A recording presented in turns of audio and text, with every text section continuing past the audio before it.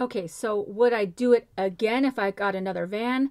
Hell no. Would I do it again with this van?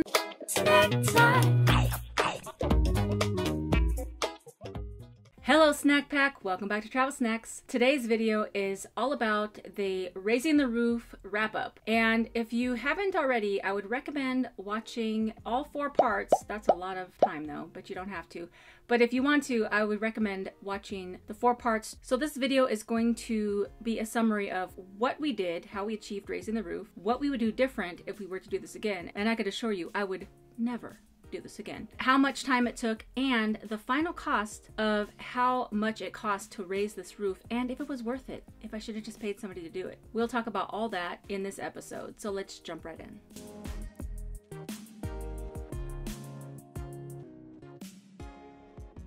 We are not professionals. If you follow any of the things we do in this video, it's at your own risk.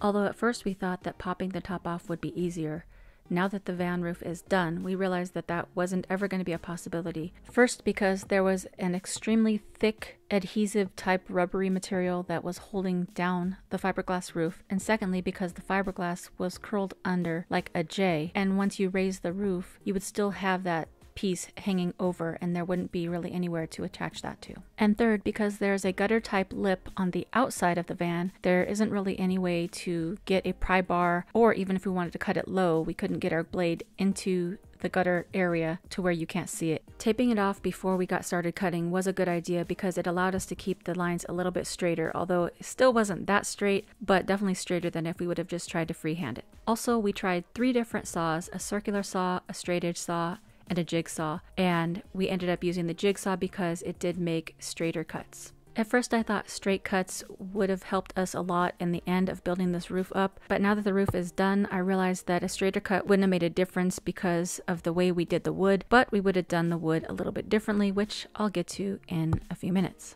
So we did make the right choice in cutting the roof off. Yes, I still think it was a good idea to remove it the way we did, with some modifications. I would have used thicker PVC pipes and probably a few more just for the rolling effect. I also would have put thicker material on the windshield just in case it dropped. And I would have also liked to have had a couple extra helpers that were taller so that when we guided it down, it wasn't such a chore. You don't have to raise your roof, but I do want you to raise your hand just a little bit, enough to just click the subscribe button and the notification bell, and you might as well throw a like on this video. The short answer is no. But this is the most important part of raising the roof. From the very beginning, when I got my van, I knew that I wanted to raise the roof because I couldn't stand up in it and I'm going to be living in it, so I wanted it to be tall enough. So I went online to do some research to find other people that have done this. Well, lo and behold, there's hardly anybody that's done this, probably because it's a lot of work. I found a couple people that had built roofs onto their van and didn't put the old roof back on top. So there wasn't much for me to go off of. There was maybe one blog post of somebody that did what I did where they reattached the roof, and he did it differently and there wasn't too many instructions. So I talked it over with my dad and I wanted to frame out the van like Eli Peterson did. If you want to check his out, he has a great channel and I really liked the way that he built his roof onto his van. So I wanted to do it that way. So my dad, he has a lot of experience with carpentry and building things, and so he did not want to go with the framing option. Even though I felt that would be the best way, I deferred to his experience and we decided to put boards up on the side and then secure those with metal L brackets. Now, in theory, that is a great way to go because I wanted to raise the roof about 12 inches. And when I say 12 inches, it really isn't because you got to reattach the roof on there. Anyways, long story short, the board was 12 inches tall. And so if you just put the 2 supporting boards on the side and then put the roof on top, you should get an extra 12 inches. Well, that proved to be totally a bad choice, a bad idea. And we spent so much time trying to work around those 2 boards as opposed to those boards working for us. Another issue was that those boards weren't sitting straight. They would bow back and forth. One would be out, one would be in, so it made the roof lean to one side no matter what we did. We even tried to pop the roof back up, put it back down, readjust it. Even though it was pretty secure, I did not feel 100% secure with using the 2-board method. If we had to do it all over again, I would have used 2x4s and framed out the rooftop as high as I wanted it to go. And I probably would have done that on the ground on some sawhorses. I would have taken a lot more measurements, and I would have framed the roof according to the actual size of what we already had on the rooftop, because the rooftop, when you cut it off, it flares out like a bell on the sides. So you have to measure the inside of the roof, and that will be more accurate. We obviously didn't know that until we got this all done, and I would have rather framed it out from the beginning, and that would have been way more secure, which is what we ended up doing in the long run, but it took us so much longer than if we would have just framed it from the beginning. Now, if we would have just framed it from the beginning, building up the sides would have been a lot easier as well, but we'll get to that in just a bit. If we would have framed it out first, we would have been building the frame on the ground and then attaching the frame and then attaching the roof on top. So in essence, yes, I guess we would have reattached it the same way by moving it up that board and then placing it on top, because you got to use leverage. After the front and back were somewhat built up with the thicker wood, I realized that it was not going to look right. It was going to look too boxy and too square and too weird, which I hated that look.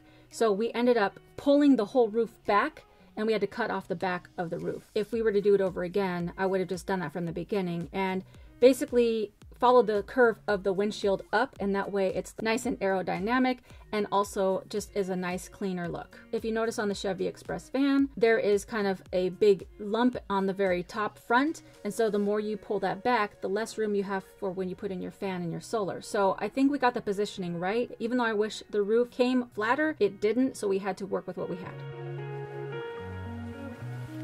If we would have framed it out from the beginning, we could have used something else for the sides. We ended up using a bunch of pieces of Luan, and the reason we did that is because we were trying to match the 2 cuts to make it all look flush, because we wanted it to be able to put fiberglass over it and make it all smooth. Well, that proved to be a lot of extra work. So if we would have framed it out from the beginning, I would have taken the big sheets of Luan, because they come in 4x8 sheets, and I would have just cut it and covered the whole frame, and then I would have stuck the roof back on top, and then I would have used the spray foam on the whole sides. Even though if you saw the clip of me messing with that foam and it was dripping and falling, it still doesn't matter, because it would have been way less time, because once that foam dries and you shave it all down, it's flat, and then we could have fiberglass right over the edge. Now that would have made everything a lot more smooth. Another thing that took so much time, like so much time that I never even thought of and brought me to tears, was sanding, because there were so many scraps and strips of wood up there. They were uneven. Then you put the fiberglass over that, that was lumpy. Then you put resin, and then we had to put the kitty hair on top of that, and then we had to sand it down. It looks fine for what we ended up with, but that's just a lot of layers that were unnecessary. Even though we measured and measured and measured again, and I could stand up tall and the board did not hit my head, and I even took into account what I thought was going to be the height of the floor and the ceiling, I still think we should have raised the roof about 2 to 3 more inches, which would have given me even more clearance for my head. As it stands now, the ceiling is still not done, so I can't really comment 100%, but just from my estimates, I still will be able to stand up fine, but I won't be able to wear a bun on top of my head because it's just going to scrape on top of the roof. But the higher you build your roof, the taller your van is going to be, and then that could pose some problems, because when you have solar and your fan, then when you go through drive-thrus or low clearance areas, then you're always worried about if you're going to hit the top of it.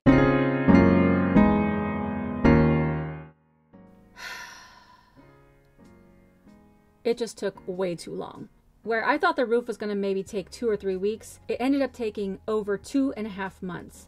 We started July 7th and we ended on September 25th. And I'm taking out a few days because there was days where we didn't work on the van. We worked on it most days, but we didn't work on it every day. And also there was a few projects we did in between. We took out the heat and AC from the back and we built out this upper cabinet. But for the most part, I say that we worked a solid 2.5 months on this. Could we have cut that time down? You can't know it until you do it. But if we would have known all these things that I'm talking about in this summary ahead of time, we probably could have had this done in about 3 weeks to a month, maybe even less. But you don't know until you know.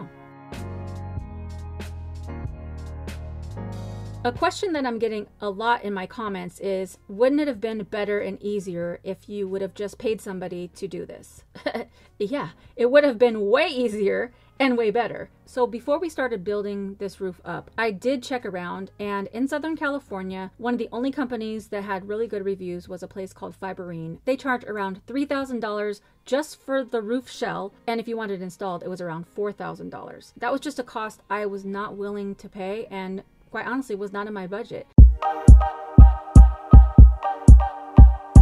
So the question of the hour is, how much did it cost for us to do it ourselves? Well, here's almost all the receipts from all the times we went to Home Depot, Harbor Freight, Walmart, and various places to get all the materials that we needed or thought we needed for this van build. Now, I have excluded a few things where we ended up taking things back that we didn't need, and I didn't include bigger power tools that we had to replace because his tools broke. I am including an angle grinder and an orbital saw because we did have to sand it down, and that was directly related to the roof build. If we would have framed it out differently and known ahead of time what to use, we would have saved a lot more money. But these are the costs as it stands as we did it.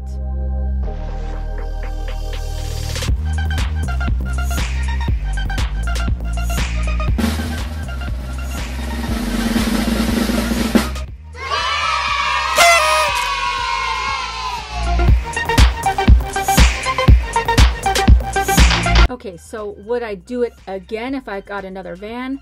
Hell no.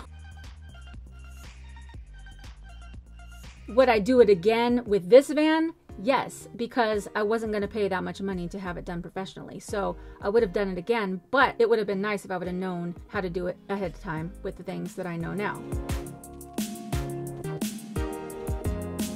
If you're thinking about raising the roof on your van, I do highly recommend it because I think it's worth it to be able to stand up in your van and not be crouched down all the time. Just know that there is a lot more work involved than you might even imagine. And with some of the things that I mentioned in the summary, if you do it that way where you frame it out first, use bigger sheets of wood on the sides, and then fiberglass it more smoothly and don't have to spend a lot of days sanding it, I think you're going to save yourself a lot of time, money, and heartache.